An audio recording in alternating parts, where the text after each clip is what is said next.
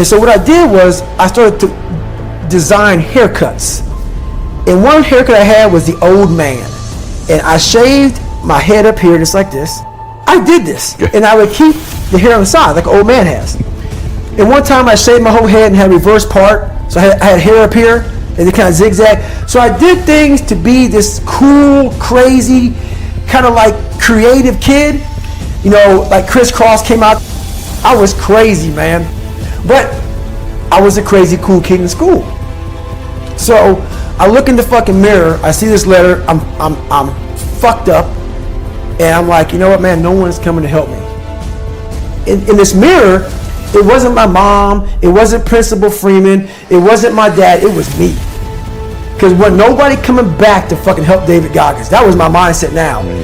And so with my non-spelling ass, I started getting these sticky notes and writing, you're fucked up. And my mom wakes up like, what is wrong with you?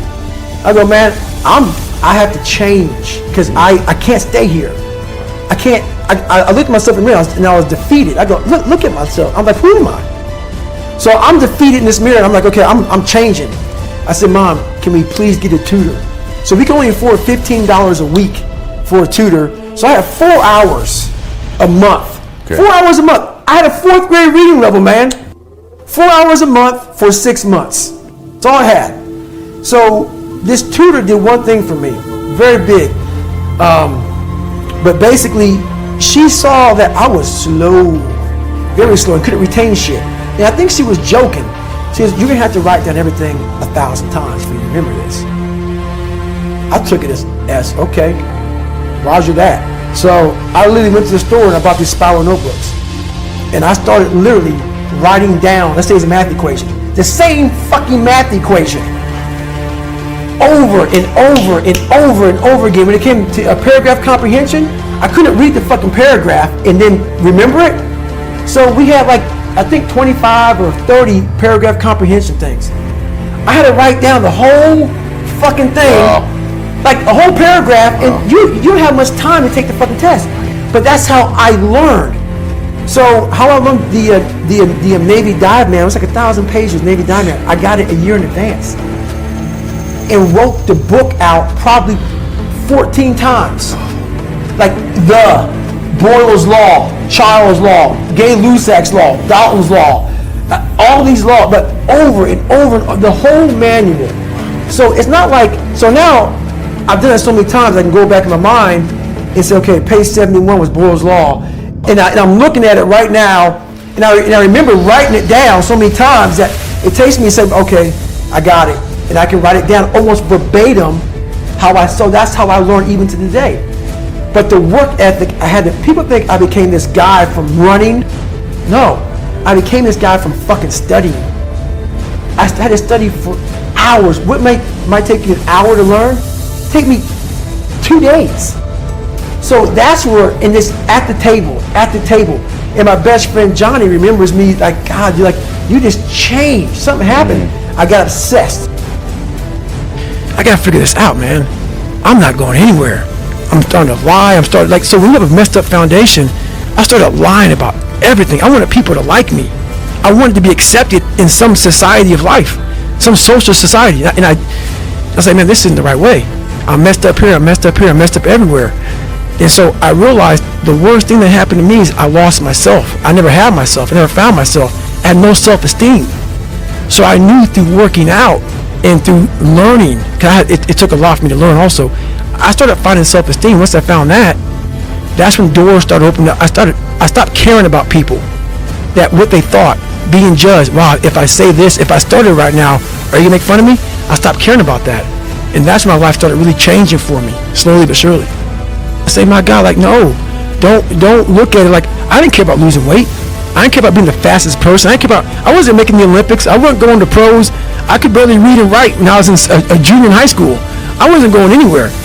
I saw working out as a way for me to build calluses on my mind. I had to callous over the victim's mentality. So I watched these movies. I talked about Rocky last time I was on here. I always equated training to mental toughening. Like, it always looked brutal. People waking up early and doing all these things, and it looked horrible. I was like, wow, man, I gotta start doing that. not to get better, bigger, and stronger, but that is what's going to build me. That looks uncomfortable. That looks brutal. And getting up early, I don't want to do that. Some of this long list of things I don't want to do. And through that, I found myself. I started, I'm like, you guys aren't doing this shit in high school. You guys aren't getting up at 5 o'clock in the morning, running over here in this golf course. So I started seeing myself very differently than the average human being. I was like, hold on a second. I have something they don't have. And that's when I started to develop these things through working out. It was this great, never-ending work ethic. And through work ethic, I developed self-esteem. It's through discipline, through self-discipline, through repetition, through tons of repetition of the same thing that you don't want to do. And that's the key thing. Through repetition of things you don't want to do, you develop mental, like an armor for your mind. You start to armor your mind, because your mind's like, okay, we suffer every day. That's what we do. We do stuff that sucks every day, and that's how I started coming up. I just started being very uncomfortable, and now it's like just a way of life. Look, dude, I believe that everybody has a gift. Every single human out there listening right now, you have a gift. The thing that you have working against you is you have all these other people now, right? 30 years ago, 20 years ago, we didn't have Instagram. We couldn't watch people and emulate them. We sort of had to learn our own little craft as we went, all right?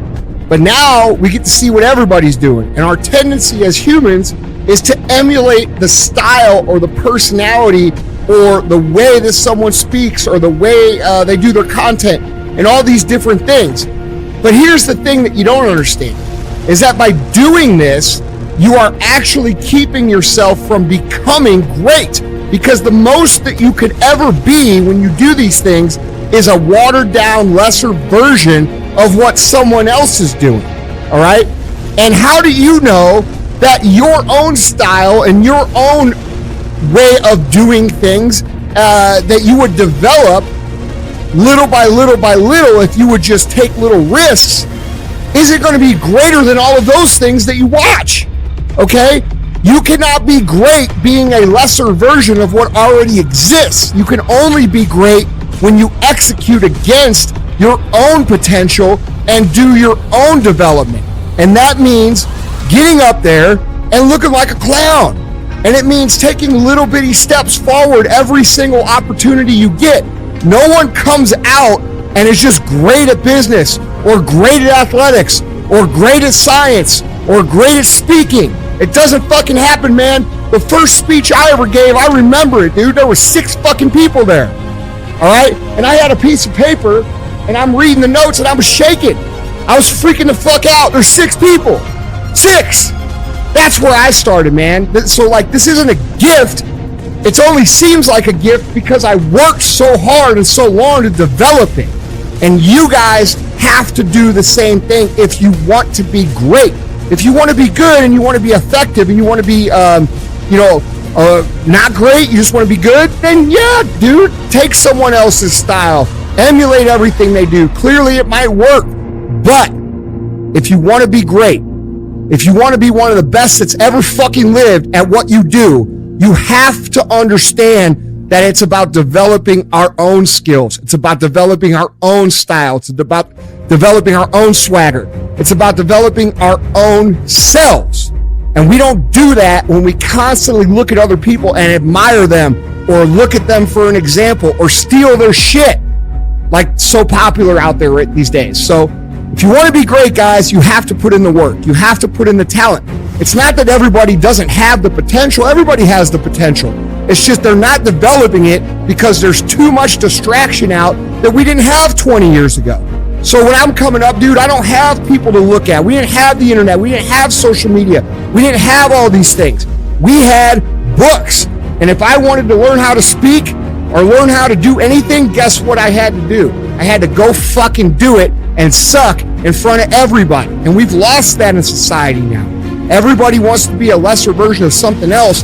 And guys, I'm telling you, you can't win long term doing that. My whole life, I mean, I don't know if people believe in God or what. I don't care what you believe in. There's been this unrelenting voice in my head. We all have this voice. It's the right or wrong voice. And a lot of times that voice guides us into comfort. And my voice guided me into comfort a lot. But I have this other voice I heard my whole life. Say, hey, motherfucker, what are you doing? Nah, man, we gotta go over here. We gotta go over here to that rock pile over in the fucking corner where nobody's at. That's where victory's at.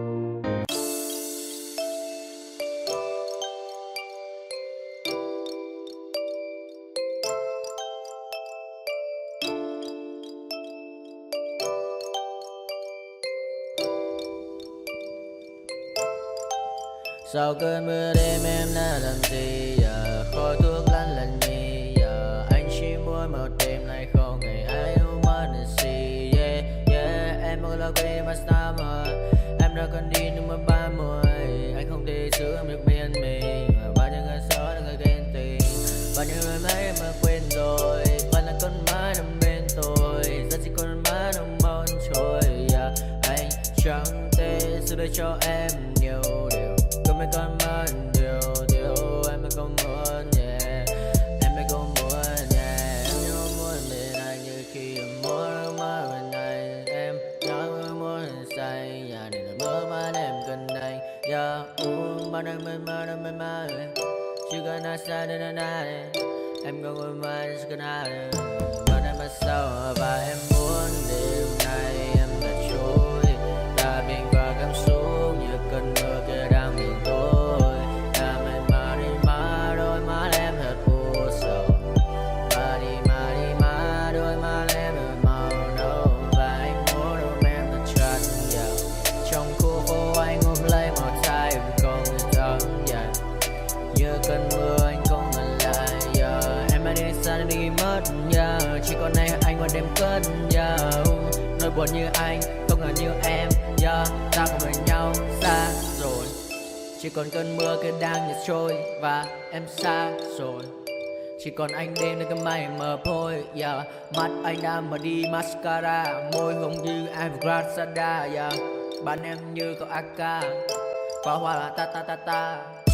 Anh bay lên trên trời cao, không ngăn đau chẳng biết vì sao mọi thứ cùng anh yeah, yeah. Chỉ cần như anh mà bao nhớ xoay men em